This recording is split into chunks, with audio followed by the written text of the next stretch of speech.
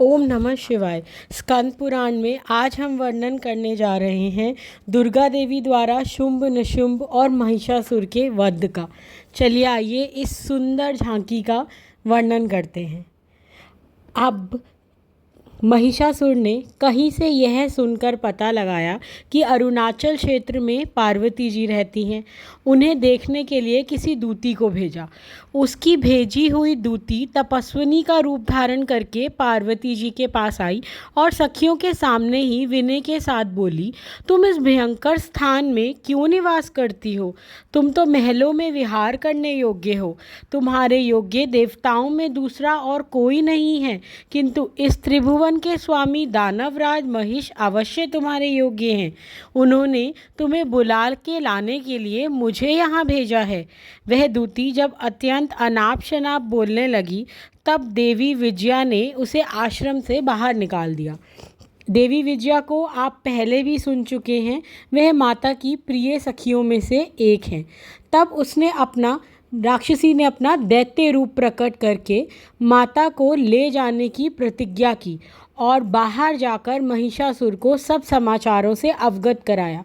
वह भी क्रोध से जल उठा और माँ को करोड़ों दैत्यों के साथ पकड़ ले आने के लिए चल पड़ा।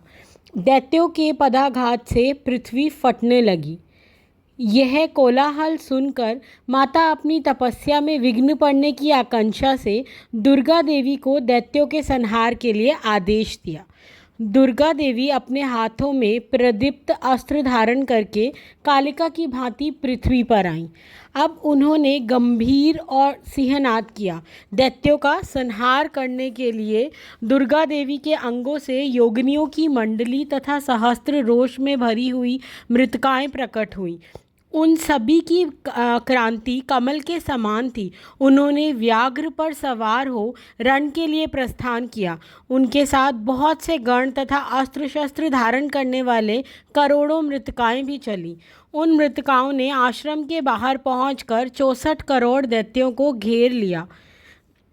सेनाओं में घोर युद्ध होने लगा। योगिनियों के छोड़े हुए बाणों से दैत्यों के मस्तक कट कट कर पृथ्वी पर आंछित करने लगे, मानो वे स्थल वहीं से ही उत्पन्न हुए हों।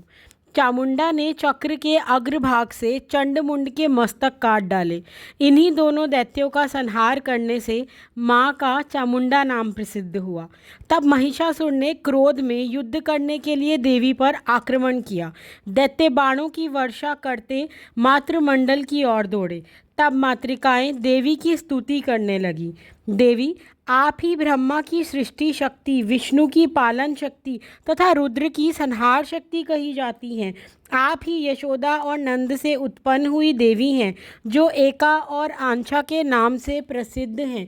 आप ही कंस आदि असुरों का संहार करने के कार्य में भगवान विष्णु की सहायता करेंगी। देवी दुर्गे, आप ही महामाया, लक्ष्मी, सरस्वती तथा पार्वती हैं। इस स्तुति को सुन देवी माँ प्रसन्न हुई। दुर्गा देवी ने मातृकाओं को अभय दान दिया और स्वयं महिषासुर से युद्ध करने के लिए निकली। महिषासुर सामने रोषपूर्वक युद्ध करती हुई देवी ने बड़ा भयंकर सिंहनाद किया। देवी का सिंहनाद सुनकर महिषासुर को बड़ा क्रोध हुआ। उसने बाणों से दुर्गा जी के तालों पर, नेत्र पर प्रहार किया। तब माँ ने भी कुपित होकर उसकी दोनों बाहों, छाती और मुख में जलती हुई धार वाले बाणों से प्रहार किया। शत्रु के चलाए हुए सभी आयुधों को पास आते ही दुर्गा देवी हाथ से पकड़ लेती और तोड़ डालती। यह क्षण में आकाश में चला जाता, क्षण में पृथ्वी पर उतर आता, क्षण में चारों दिशाओं में घूम आता, क्षण में गर्जना करने लगता। अब महिष अपनी असली रूप में देवी के सामने आया। अब माँ ने तलवार से उसके मस्तक को काट डाला और कटे हुए मस्तक को हाथ में लेकर वह रणभूमि पर नृत्य करने लगी। दुर्गा देवी के द्वारा महिषासुर के मारे जाने पर देवताओं हर्ष से नाचने लगे। महर्षि अत्यंत प्रसन्न हो गए और मेघों ने दिव्य पुष्पों की वर्षा की। आज का स्कंद पुराण की कथा यहीं समाप्त करूंगी। कल पुनः हमारे साथ 4 बजे ज़रूर जुड़िए और कथा का आनंद लीजिए। कमेंट में ओम नमः शिवाय व हर हर महादेव ज़रूर लिखिए। कथा का नोटिफिकेशन आपको रोज़ मिलता रहे, इसके लिए चैनल को सब्सक्राइब, लाइक व शेयर करें। ओम नमः शिवाय, हर हर महादेव।